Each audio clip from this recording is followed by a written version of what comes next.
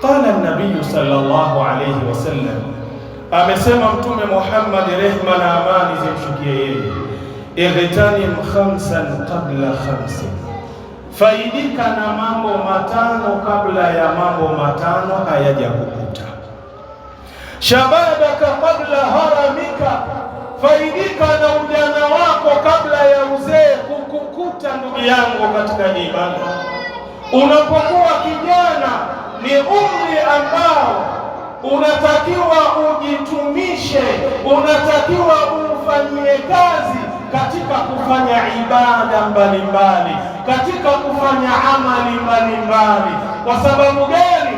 Wakati huu wa ujana una thamani kubwa kwako na amama Allah.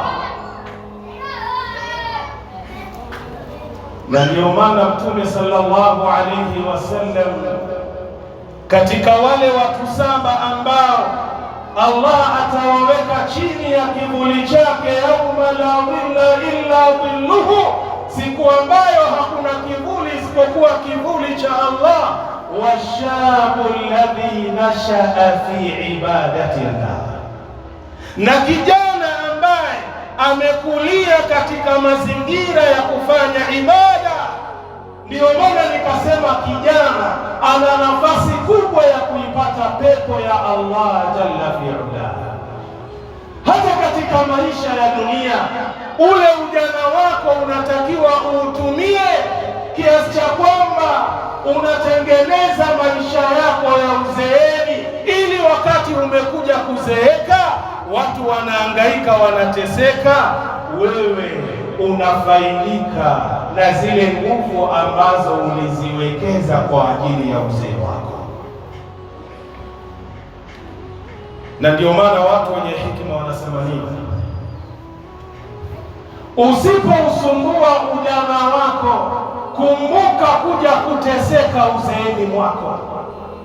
Ikiwa katika ujana haushughuliki, hauhangaiki, haujitumi, sio katika ibada, sio katika mambo ya kidunia, basi subiri wakati ule matokeo yake yatakuja kukupata, ima wakati wa uzeeni ama wakati ule yaumul qiyamati umepoteza ujana wako wote katika kumuasi Allah jalla fi'ala.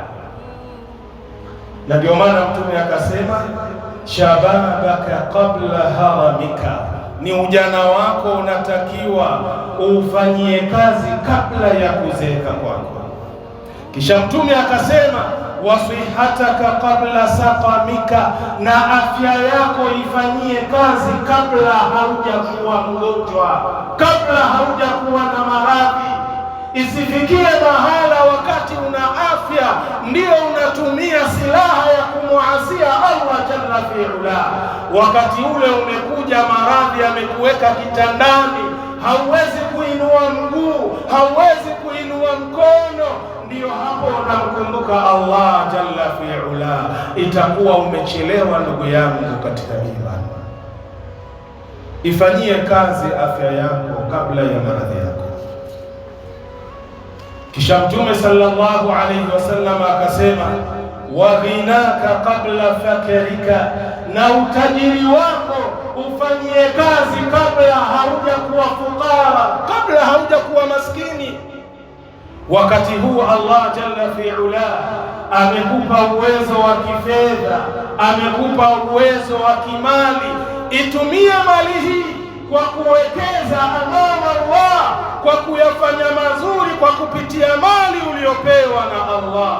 Hata ile siku unakuja unakuwa fukara, hauna huzuni kwenye moyo wako. Kwa sababu gani? Wakati ulipokuwa na mali uliitumia katika njia ya Allah jalla fi'ala. Kisha Mtume sallallahu alayhi wasallam akasema, wa faraghaka kabla shughlika, na wakati wako, nafasi yako itumie kabla haujashughulishwa. Ndugu yangu katika imani, wakati huu una nafasi, huu wakati utumie kwa ajili ya Allah. Usisubiri mpaka umekosa nafasi ile ndio unakaa unasema wallahi natamani angalau kama huu ujana warudi siku mmoja angalau niufanyie kazi ujana wangu kwa ajili ya Allah jalla fi'ala. Tumia nafasi hii kabla haujafikwa na shughuli mbalimbali. Kisha Mtume akamaliza, wa hayataka kabla mautika, na uhai wako ufanyie kazi kabla mauti hayaja kukuta. Leo kila ukilala ukiamka unajikuta una afya njema, basi unaona maisha yanakwenda tu, ndiyo maisha ya kila siku.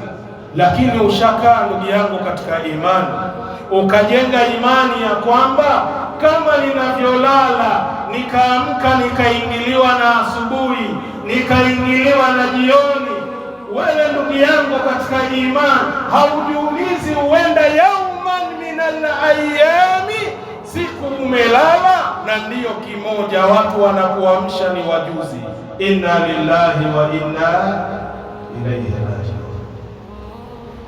Na wala usidanganyike ndugu yangu katika imani kwamba mauti huwa yanampata yule ambaye ni mzee au yule ambaye kwamba ni mgonjwa.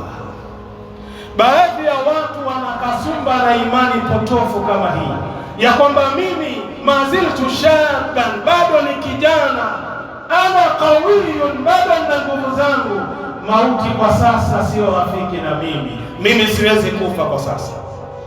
Lakini ana imani ya kwamba yule mzee aliyezeeka ambaye kichwa chake kimejaa mvi, anajua huyu wakati wowote atakufa.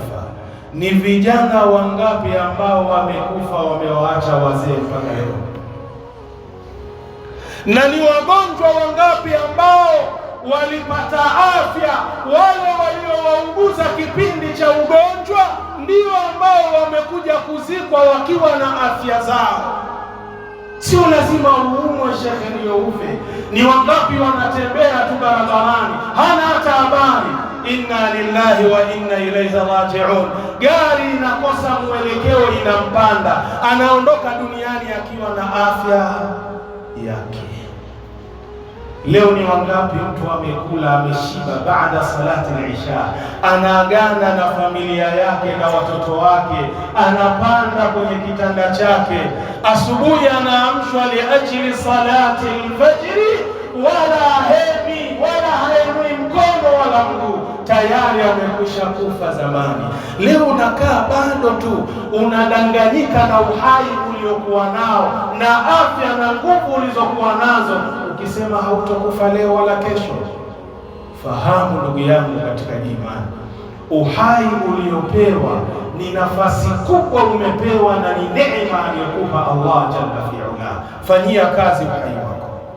Hadithi imepokewa na Imamu al-Hakim kwa nambari 7846.